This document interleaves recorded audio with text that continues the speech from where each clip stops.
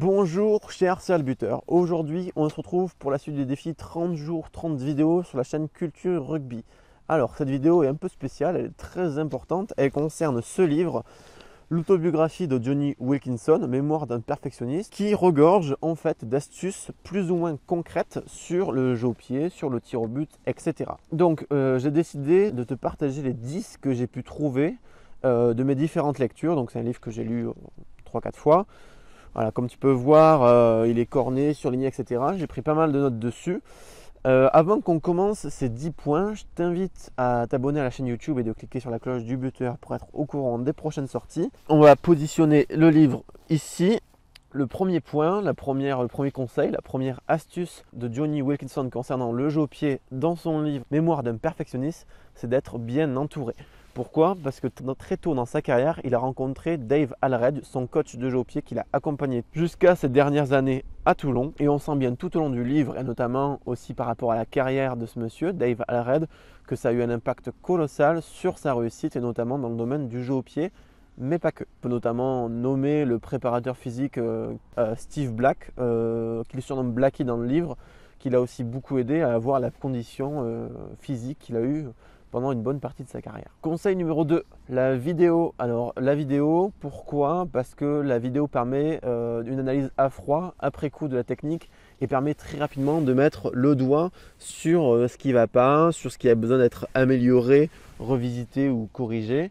Et dès la première rencontre entre Jonny Wilkinson et Dave Allred, donc au début de sa carrière, je pense que Jonny était jeune adulte ou en fin d'adolescence. Dave Allred a de suite utilisé la vidéo et je vous encourage à faire de même. Troisième conseil, numéroter les ballons.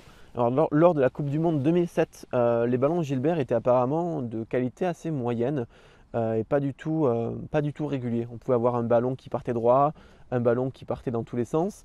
Donc Jonny Wilkinson avec Toby Flood, donc le deuxième ouvreur de l'équipe d'Angleterre, à l'époque, ils ont décidé de numéroter les ballons pour connaître la trajectoire propre de chacune de ces balles et ne pas être surpris en match. Donc c'est une toute petite astuce qui peut être appliquée à votre lot de ballons de match de club pour vraiment connaître chaque balle. Donc en général, il n'y a pas de différence significative entre les différentes balles, mais on ne sait jamais. Plus vous maîtriserez vos balles, votre environnement, votre terrain, plus vous serez performant. Donc cette petite astuce ne prend pas beaucoup de temps et peut être envisageable, donc il suffit d'un marqueur et de noter ses ballons. Astuce numéro 4, la cible. Alors prendre une cible, c'est hyper important, ne plus viser la zone étendue des poteaux, mais vraiment quelque chose de précis et de spécifique pour être naturellement plus précis, mais rentrer aussi plus facilement dans les processus de concentration. Notamment, j'ai fait une vidéo à ce sujet, je la mettrai en fiche en haut de l'écran, tu pourrais la voir si le cœur t'en dit.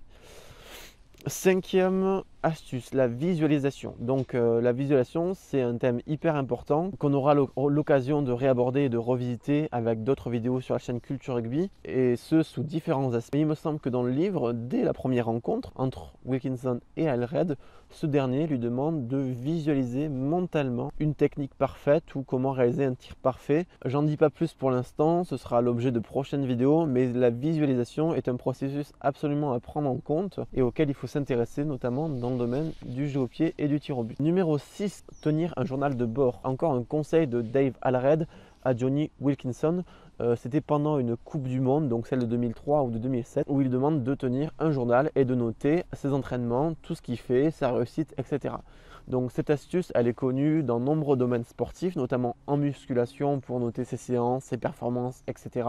pour mesurer plus facilement la progression ou non. Et dans le domaine du jeu au pied, ça a vraiment une importance cruciale. C'est très simple à faire, il suffit d'un tout petit bloc-notes et ça prend 5 minutes par séance et vous allez voir que ça peut vraiment avoir une grande différence sur votre progression future. Numéro 7, recréer des conditions de match. Lors d'un entraînement, recréer des conditions de match. Donc vers le milieu ou la fin du livre, Jonny Wilkinson explique qu'il cherchait une astuce pour terminer ses séances d'entraînement de manière un peu plus sereine, que ce ne soit pas interminable parce qu'il recherchait absolument la perfection à tout prix. Il décide de terminer sa séance par une série de tirs qu'il ne retentera pas quoi qu'il se passe. Même s'il est loupe, même s'il est frustré, il restera sur ça.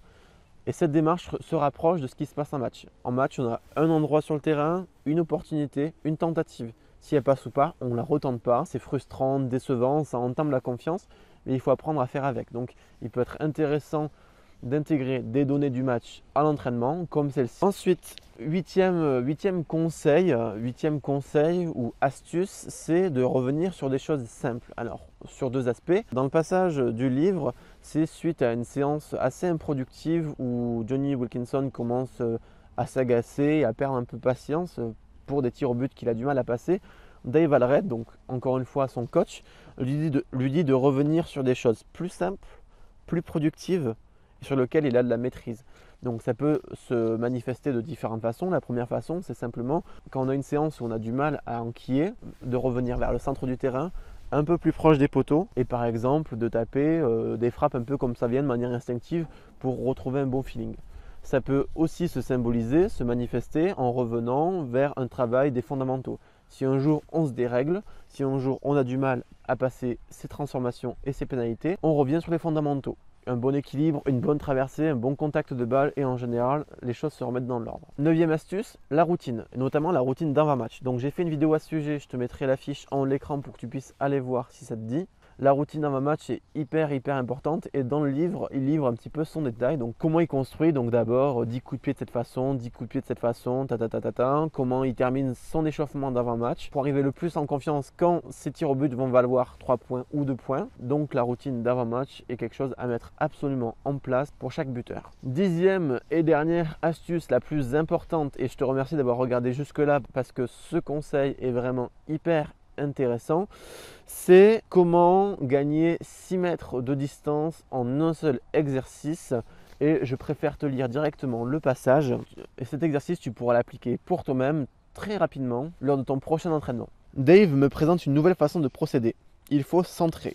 Il me dit d'imaginer l'énergie que j'ai en moi comme un feu dont le foyer serait la région du cœur.